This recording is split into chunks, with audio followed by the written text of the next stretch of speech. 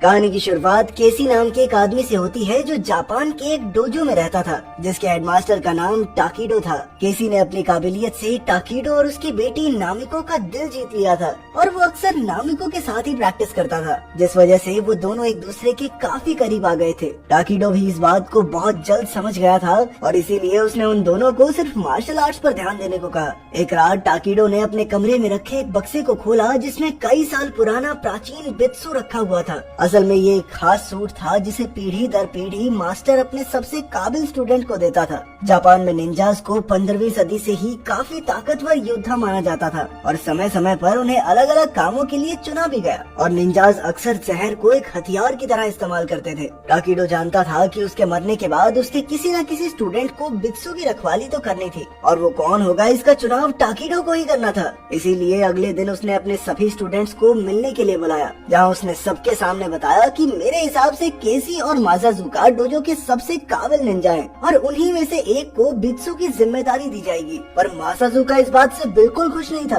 क्योंकि वो खुद को केसी से ज्यादा काबिल और ताकतवर मानता था और साथ ही उसे केसी और नामिको के बीच बढ़ती करीबी से भी बहुत ज्यादा जलन होती थी। वहीं दूसरी ओर केसी अपने माता पिता के गुजर जाने के बाद बचपन से ही डोजो में रह रहा था और उसने अपनी मेहनत से खुद को सबसे ज्यादा ताकतवर बनाया था। उस दिन के बाद से ही केसी और मासाजुका अपनी अपनी तैयारी में लग गए, लेकिन केसी हर रोज देर रात तक मेहनत करता, जिसे देखकर सभी लोग हैरान थे। लड़ाई से एक रात पहले मासाजुका ने केसी को उसके बीते हुए कल के बारे में याद दिलाकर नीचा दिखाने की कोशिश की, लेकिन तभी टाकीडो भी वहां पहुंच गया और उसने मासाजुका को उसकी इस गलती के लिए काफी डांट लगाई। अगली सुबह सभी स्टूडेंट्स के सामने टाकीडो ने केसी और मासाजुका के बीच होने वाले मुकाबले का ऐलान किया और इस मुकाबले को जीतने वाला ही डोजो और बित्सु का अगला वारिस होगा। मैच शुरू होते ही मासाजुका ने अपने दिल में भरी हुई नफरत की वजह से केसी पर जोरदार हमला करना शुरू कर दिया और जैसे ही टाकीडो को उसकी इस नियत के बारे में पता चला तो उसने मासाजुका को वहीं रुकने को कहा, पर वो रुकने के लिए बिल्कुल तैयार नहीं था और उसने अपने एक हमले से तो लगभग केसी को जान से ही मार दिया था। पर केसी ने अपने बचाव में उसके हमले को रोककर अपनी तलवार से मासाजुका के चेहरे पर हमला कर दिया, जिसके बाद वहां मौजूद सभी स्टूडेंट्स ने बीच में आकर मासाजुका को पकड़ लिया। मासाजुका के ऐसे बर्ताव की वजह से टाकीडो ने उसे डोजो से बाहर निकालने का फैसला किया, जिससे मासाजुका बिल्कुल भी खुश नहीं था और उसने एक दिन पूरे डोजो से बदला लेने का वादा किया। कुछ सालों बाद यूएसए में रिंग नाम के एक खास ग्रुप की मीटिंग चल रही थी, जहां उसके नए सदस्यों की छाती पर उनका निशान बनाया जा रहा था। वहीं दूसरी ओर रशिया की दो सबसे बड़ी कंपनियों का रिंग के साथ एक विवाद चल रहा था और इसीलिए एक खास निंजा को कंपनी हेड्स को मारने का आदेश मिला। ये निंजा कोई और नहीं बल्कि मासाजुका ही था, जिसने बड़ी ही आसानी से अपना काम पूरा भी कर दिया। कुछ दिनों बाद डोजो में टाकीडो ने सभी लोगों को इकट्ठा किया, क्योंकि वो अब अपने कंधों से बित्सु की जिम्मेदारी हटाना चाहता था और उसके मुताबिक बित्सु को अब उसके अगले वारिस के हवाले करने का समय आ गया था। पर तभी मासाजुका भी वहाँ पहुँच गया और वो चाहता था कि टाकीडो उसे ही वो बित्सु दे, पर टाकीडो ने ऐसा करने से साफ मना कर दिया। उसने मासाजुका को फौरन वहाँ से जाने का हुक्म दिया। मासाजुका ने उसे दोबारा याद दिलाया कि अभी तो जा रहा हूँ, लेकिन बदला जरूर लूंगा। उसकी ये बात सुनकर टाकीडो समझ गया कि जल्द ही उनके ऊपर हमला होने वाला है और इसीलिए उसने बित्सु को संभालने की जिम्मेदारी केसी को दी, क्योंकि उसके मुताबिक सिर्फ केसी ही नामिको और बित्सु का ध्यान रख सकता था। जिसके बाद केसी और नामिको बित्सु को लेकर न्यूयॉर्क पहुंच गए, जहां उन्होंने टाकीडो के एक पुराने दोस्त प्रोफेसर गैरिसन की मदद से बित्सु को एक यूनिवर्सिटी में छुपा दिया। वहीं दूसरी ओर मासाजुका अपने हमले की तैयारी कर रहा था, पर टाकीडो पहले से ही उसकी नियत के बारे में जानता था और इसीलिए वो पूरी तैयारी के साथ मासाजुका का इंतजार कर रहा था। वहीं दूसरी ओर केसी अमेरिका में बेफिक्र होकर गैरिसन को अपने बचपन की कहानियां सुना रहा था। उसी शाम मासाजुका ने डोजो पर हमला कर दिया और देखते ही देखते उसने सभी स्टूडेंट्स को मार गिराया, जिसके बाद वो अपने मास्टर टाकीडो के पास पहुंचा। उसे बित्सु के न्यूयॉर्क में होने की खबर नहीं थी, इसीलिए वो टाकीडो को खत्म करके बित्सु को अपने साथ ले जाना चाहता था। पर थोड़ी देर बाद ही वो समझ गया कि वो इतना ताकतवर नहीं है कि टाकीडो को हरा सके, इसीलिए उसने कमरे की लाइट बंद करके अपने नाइट विजन का इस्तेमाल किया।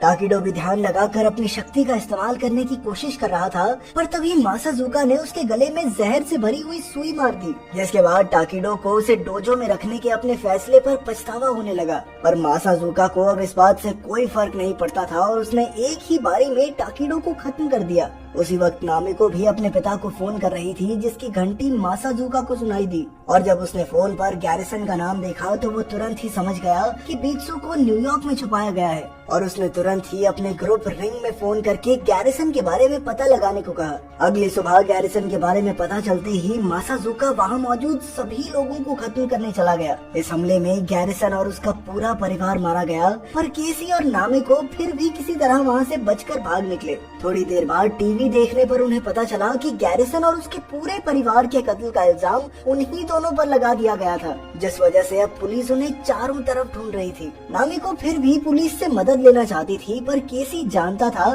कि पुलिस उनकी बात सुने बिना उन्हें जेल में डाल देगी, जिसका फायदा उठाकर मासाजुका आराम से बित्सु को चोरी कर सकता है और इसीलिए उन्हें सबसे पहले बित्सु को किसी महफूज जगह पर छुपाना होगा। अगली सुबह जब केसी की आंख खुली तो उसे नामिको कहीं दिखाई नहीं दी, जिस वजह से वो काफी घबरा गया और तुरंत ही मार्केट की तरफ भागा, जहां नामिको तो उसे मिल गई, पर उस कैफे के मालिक ने अखबार में उन दोनों की तस्वीर देख ली थी, जिस वजह से वो उन्हें शक की नजर से देख रहा था। पर तभी रिंग के दो आदमियों ने उनके ऊपर हमला कर दिया, लेकिन केसी ने उन दोनों को आसानी से हरा दिया। पर जल्द ही कुछ और लोग उनका पीछा करने लगे, जिनसे बचने के लिए वो दोनों एक ट्रेन पर चढ़ गए, पर वो आदमी इतनी जल्दी हार मानने वाले नहीं थे और उन्होंने पूरी ट्रेन में उन दोनों को ढूंढना शुरू कर दिया। जल्द ही उन्हें केसी और नामिको मिल भी गए और ट्रेन के अंदर ही लड़ाई शुरू हो गई, लेकिन उन दोनों ने भी इतने साल डोजो में झक नहीं मारी थी। वो दोनों कमाल के योद्धा थे जिन्होंने रिंग के सभी आदमियों को हरा दिया। पर जैसे ही वो दोनों अपनी जान बचाकर ट्रेन से उतरे, तभी पुलिस ने उन्हें चारों तरफ से घेर लिया, जिसके बाद वो उन दोनों को अरेस्ट करके पुलिस स्टेशन ले गए।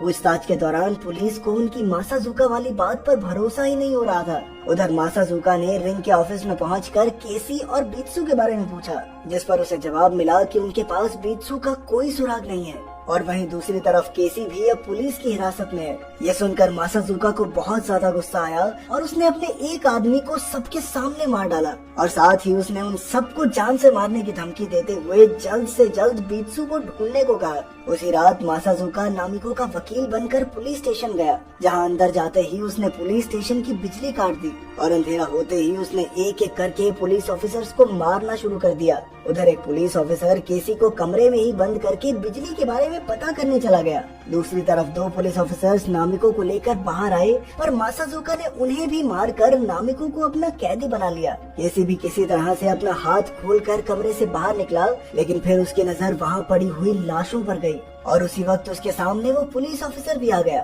इधर केसी वहाँ से भागने की कोशिश में लगा ही हुआ था कि तभी मासाजुका ने उस पर हमला कर दिया, पर केसी ने किसी तरह उस पुलिस ऑफिसर की जान बचा ली, जिसके बाद मासाजुका नामिको को लेकर वहाँ से भाग गया। अब वो पुलिस ऑफिसर समझ गया था कि केसी बिल्कुल निर्दोष है, इसीलिए उसने केसी को जाने की इजाजत दे दी। मासाजुका ने नामिको को एक अनजान जगह पर रखा हुआ था, जहाँ उसने उसे टाकिडो के कत्ल के बारे में बताया। उधर केसी को एक हमलावर से रिंग के बारे में पता चला, जिसके बाद वो तुरंत ही रिंग के ऑफिस में पहुंच गया, जहां कुछ आदमियों के मरने के बाद उसने रिंग के मालिक मिस्टर कॉल को कैदी बना लिया और फिर उसने कॉल के ही फोन से मासाजुका को फोन करके एक समझौता किया, जिसके मुताबिक मासाजुका बित्सु के बदले में नामिको को वापस करने वाला था। इसके बाद केसी तुरंत ही यूनिवर्सिटी गया, जहाँ उसने बित्सु की पूजा करने के बाद अपनी जिंदगी में पहली बार उसे पहना। उधर मिस्टर कॉल ने अपने आदमियों को केसी और मासाजुका को जान से मारने का आदेश दिया। थोड़ी देर बाद मासाजुका नामिको को लेकर केसी की बताई हुई लोकेशन पर पहुंच गया,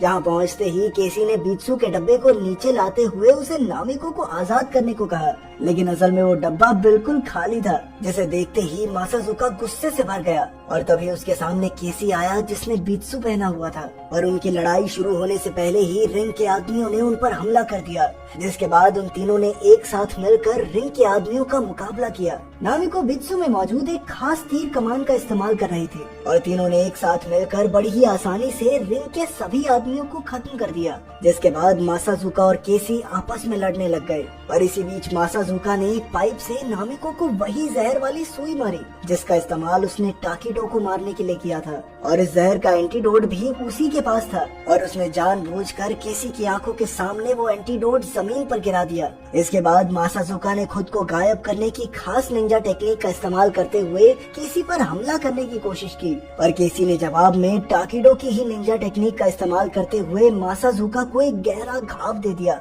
इसके बाद वो तुरंत ही नामिको के पास पहुंचा, जो अब तक बेहोश हो चुकी थी। और तभी उसे याद आया कि एक बार टाकिडो ने उसे बताया था कि बित्सु की तलवार मारने और बचाने दोनों के काम आती है। उसने तुरंत ही अपनी तलवार के हैंडल से एंटीडोट निकाला और नामिको को पिला दिया, जिसे पीते ही वो वापस होश में आ गई। वहाँ से जाने से पहले केसी ने मासाजुका को भी खत्म कर दिया। अगली सुबह एक पुलिस ऑफिसर उनसे मिलने आया, जिसने उन्हें बताया कि उन दोनों को गैरिसन और उसके परिवार के कत्ल में निर्दोष घोषित कर दिया गया है। साथ ही पुलिस ने मिस्टर कॉल को अरेस्ट करके रिंग के सारे ऑपरेशंस को चकनाचूर कर दिया था। जल्द ही वो दोनों वापस जापान आ गए और उन्होंने डोजो की जिम्मेदारी अपने कंधों पर उठा ली। अगर वीडियो पसंद आई तो लाइक कर देना, चैनल को सब्सक्राइब कर देना। मिलते हैं अगली वीडियो में।